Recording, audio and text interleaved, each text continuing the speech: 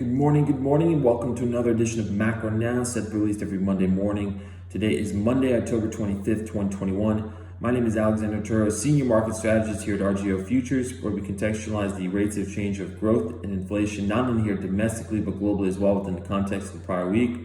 So with that said, we'll start with the global currency market.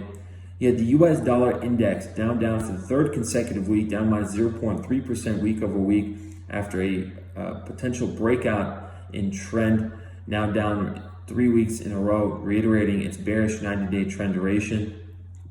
On the other side of the US dollar, you have the euro versus the US dollar up 0.4% last week, but it continues to largely chop around as it teeters between trend. If you take a look at the yen versus the US dollar, that was up 0.7% last week, but continues to reiterate its bearish 90-day trend duration. Moving along now to the British pound versus the US dollar, that was flat last week versus the US dollar, but continues to signal bullish on a 90-day trend duration. And if you note on some of these commodity-oriented currencies, such as the Canadian, that was up 0.1% last week, but in the last month, appreciated versus the US dollar up over 2%. Which now brings us along to commodities. With the dollar down, you did have commodities up, and then continuing their broadening of inflation higher. If you take a look at the CRB index, which was down slightly on the week last week, 0.3%, but is up month to date now 4.2%. You break the tape down further and take a look at some of these economic bellwethers in WTI crude. That was up week over week 2.48%, and month to date now 12.1%. Taking a look at copper, that was down 4.8% last week, but up now 10% just in the last month alone. And if you take a look at the agricultural sector, specifically in oats, that continued their appreciation higher, up over 1% last week, down taking its 1 month return to 14.6%. And you even had but silver joining the party here, up 4.71% and up nearly 11%. Just in the last month alone.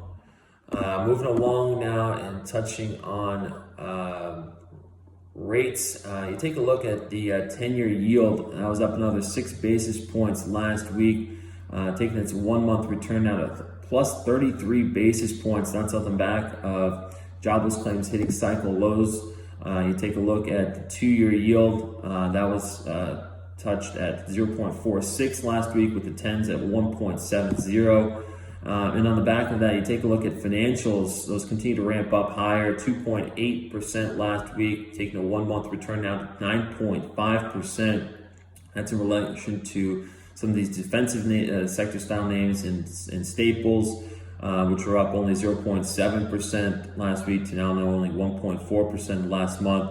Versus just something like the SPY, which has been up 3.4% in the last month, and now registering its 55th all-time closing high for the year.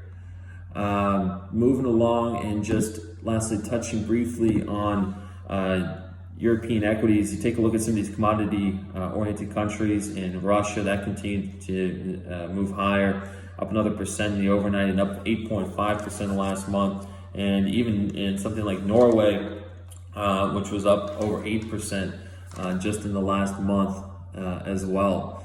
And that's ahead of some decisions from the ECB. You have the Bank of Japan, Q3 GDP in the US and the Eurozone, as well as a slew of earnings coming up as they continue to ramp up, with 165 companies reporting, including a lot of these these mega cap bellwether names as well.